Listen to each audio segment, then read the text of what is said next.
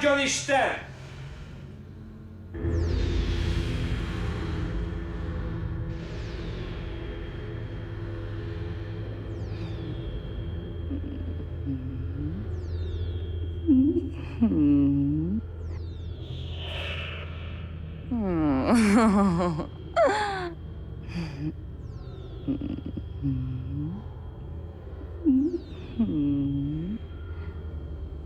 Hol jársz?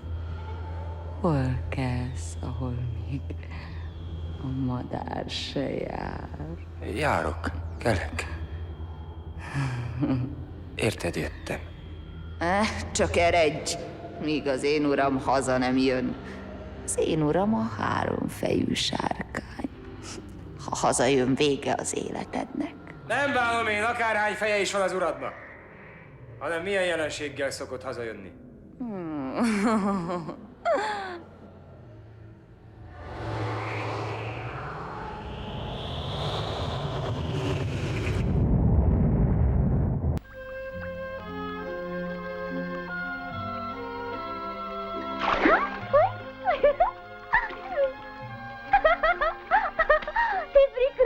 Бундыш, это лилия тебе к лицу.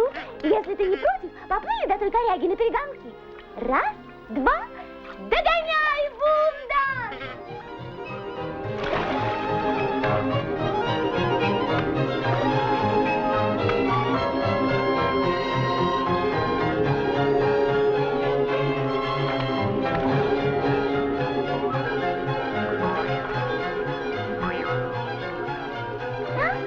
Я победила, ты меня не догнал, Бундаш.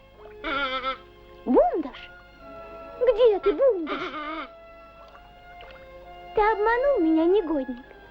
Я больше никогда не буду с тобой играть.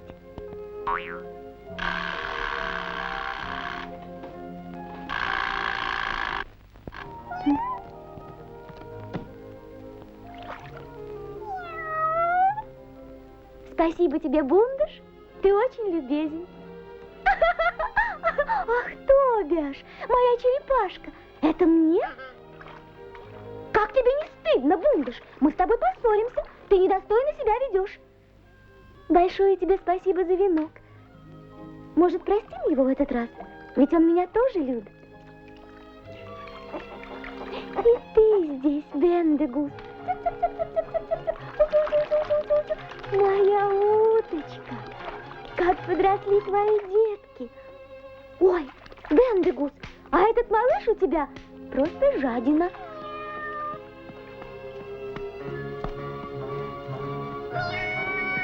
Кто это? Прячьтесь, спасайтесь. Сафи, Сафи, беги скорей домой.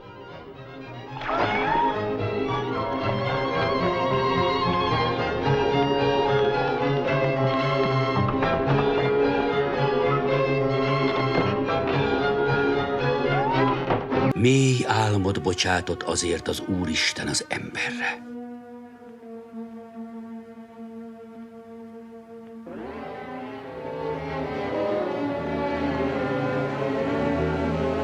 Akkor kivette az egyik oldalbordáját, és asszonnyá formálta.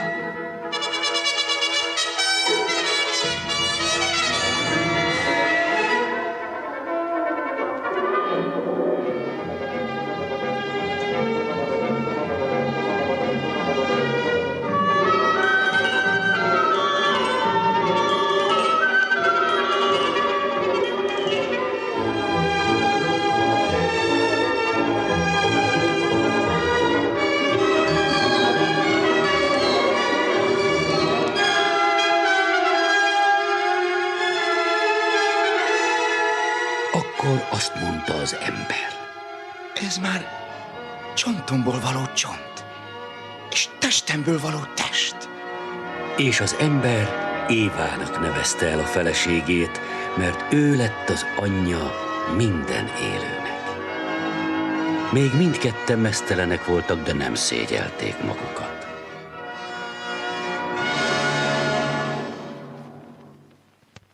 A kígyó pedig ravaszabb volt minden állatnál, amelyet az Úristen alkotott.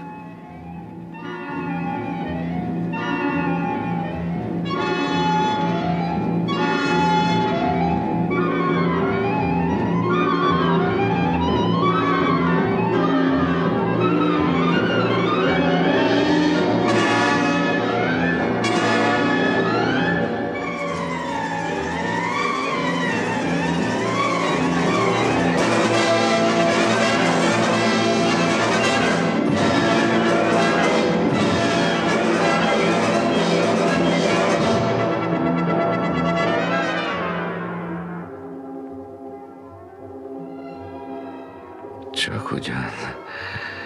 Azt mondta Isten, hogy a kertnek egy fájáról se egyetek. Csak annak a fának a gyümölcséről, amely a kert közepén van, mondá Isten, abból ne egyetek, hogy meg ne halljatok. Bizony, nem haltok meg, hanem tudja az Isten, hogy amely napon esztek belőle, megnyilatkoznak szemeitek, és olyanok lésztek, mint az Isten, jónak és gonosznak tudul.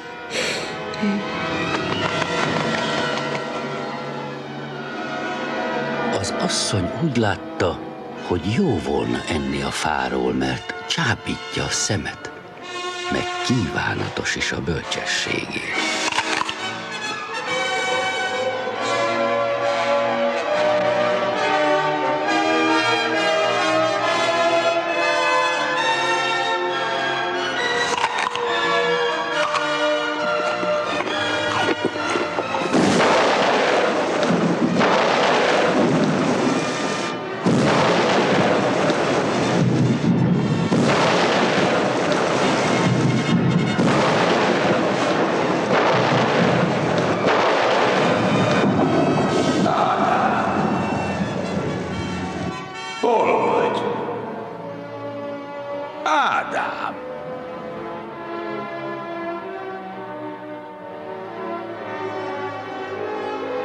Szavadat hallám a kertben is, megfélemlém, mivel hogy mezítelen vagyok, és elrejtezém.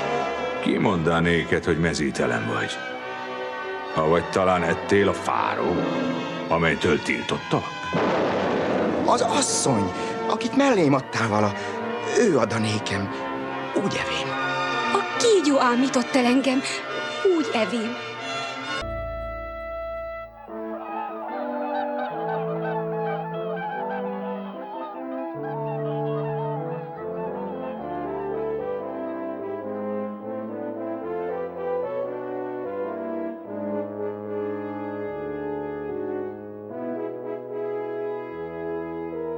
Gyönyörű gyöngyök bűbáj, keblek apró almácskái, kicsiny köldök karcsúnyak igéz.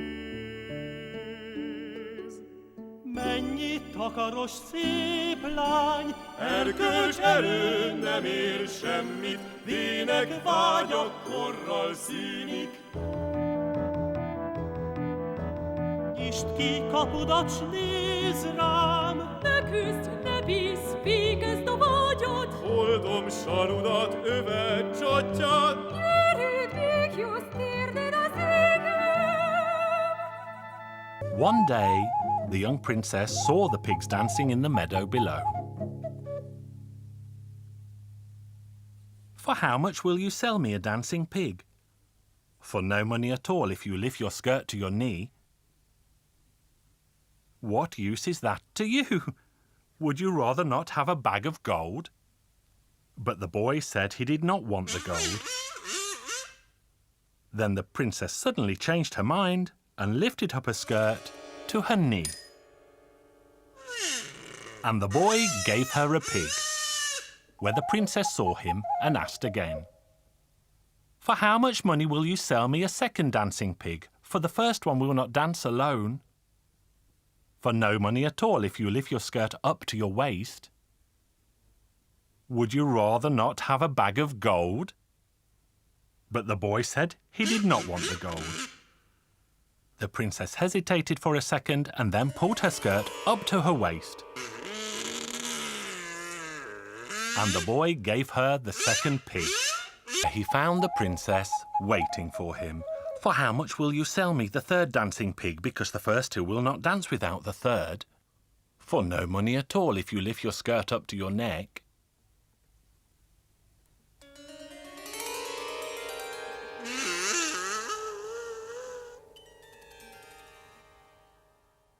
Then the boy gave her the third pig along with his flute. So the girl took off her dress, but kept on her bra. Thus she was not wearing a dress, but at the same time, she was not naked. Then she took a billy goat and put one of her feet on the back of the goat and walked on one foot on the edge of the road. She then took a white dove and carried it in her hand, and this is how she went to the palace to see the king.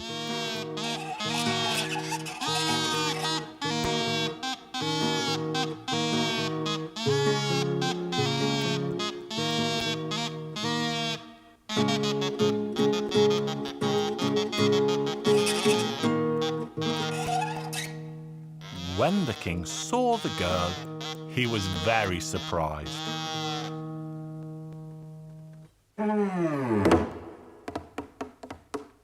Then the girl spoke to the king and said, "Your Majesty, I present myself upon your order." "This is your gift," she said, and let the dove fly away.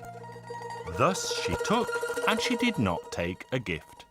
Then the king said, "Everything is fine, my girl, but tell me, why did you not hide your private parts instead of your bosoms?" And the girl replied, "Your Royal Highness, my private parts were created by God, but I grew my bosoms myself. I am ashamed of them, and that's why I hid them."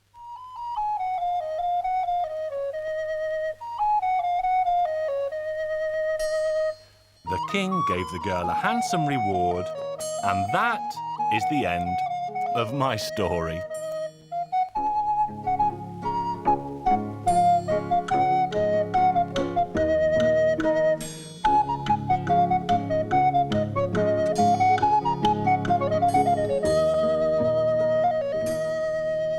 So off he went, and he came upon the oak tree, and he lopped off a branch, and a beautiful fairy appeared.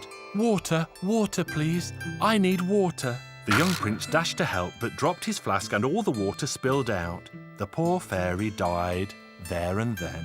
All he could do was to take her in his arms and carry her home and bury her. Time passed and the prince set off hunting again, and he came upon the fox. "Now then, kind young prince, for your good deed I'll tell you something good. Go into the forest, cut off another branch of that oak, but bring water with you because you may have need of it." The prince had a flask of wine with him, and he thought that the wine would do. He lopped off the branch. Out came the beautiful fairy. He gave her some wine, but still she went and died. So he picked her up and carried her home in great sorrow and buried her. After mourning her for a while, he once again set off into the forest to go hunting, and he came upon the little rabbit. "Now then, kind young prince, for your good deed I'll tell you something good, but come with me and I'll show you a spring of running water." Then they came upon the oak. "Now lop off that branch." And once again a beautiful fairy came out of the branch and cried, "Water, water, I need water." The little rabbit took the beaker, gave it to the fairy, who drank deep from it, and this time did not die.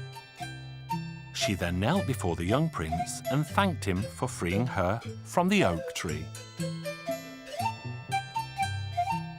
They embraced and kissed. So now all three of them set off home. On their way to the palace, they came to a well and sat down beside it. There the fairy spoke. "I dare not go into your palace wearing fairy clothes. Please go home and fetch me some new robes." Now there was a willow there, and she climbed up into it, and a witch arrived to draw water. She glanced into the well and saw a beautiful fairy. She gazed and gazed but couldn't see anyone in the water. Finally she saw the fairy up in the tree. She called out to her and asked her what she was doing up in the tree. The fairy explained everything to the witch. And what did the witch do but seize hold of the fairy and throw her into the well, and the fairy changed into a beautiful golden fish. Then the witch set off home and fetched her own daughter to the well and made her climb up into the tree. Soon the prince came back carrying clothes. He saw the little rabbit and asked him where the girl was. "I went home to have a bite and a sup, and when I came back, she was up in the tree." So the prince looked around and, right enough, there was a girl in the tree. "Down you come and put these clothes on." And when she came down from the tree, he saw her face, and it was ugly now, when before it had been so beautiful. Oh, dear prince, I was struck by the rays of the sun, and they changed my face. So the young prince went ahead and gave her the clothes to change into, because he thought she was the fairy. And he took her back home to the palace. One day the witch came to see her daughter, and when she was there she said, "I went by the well, and there I saw in the water a fine golden fish. Now what you have to do is pretend to be ill and tell the prince that the only thing that will cure you is if you have the golden fish caught." The prince would do anything for his princess. So the golden fish was caught and cooked, and she ate some and was cured. A single scale fell from the fish to the ground, and out of it there grew a beautiful golden apple tree, which burst into flower every evening and grew apples by noon the next day, which the fairies came for in the evening. Once again the witch went to see her daughter. "What's going on here? You'll have to have that tree cut down, or else they'll know that you're not the fairy." So the young queen said to the king, "We have no use of that apple tree. Cut it down so that we won't ever see it again." Now nearby lived a poor man, and he was the one who cut the tree down. And when he was chopping it up into logs, a small chip flew off, and he put it in his pocket and took it home with him. The following day, the man, his wife and daughter went off to work for the king. They set off so early that they had no time to sweep the floors or make their beds. But in the evening, when they got home, they found that the house had been swept clean and all the beds were made. And they wondered who could have come to their house. On the next morning, they set off to work again. But they left behind their daughter, who hid herself. What did she see but the fairy pop out of the chip of wood and start sweeping the house? Then the daughter took tight hold of the chip of wood to stop the fairy returning to it. So that was how they caught the fairy. And the two girls went off to work at the king's court.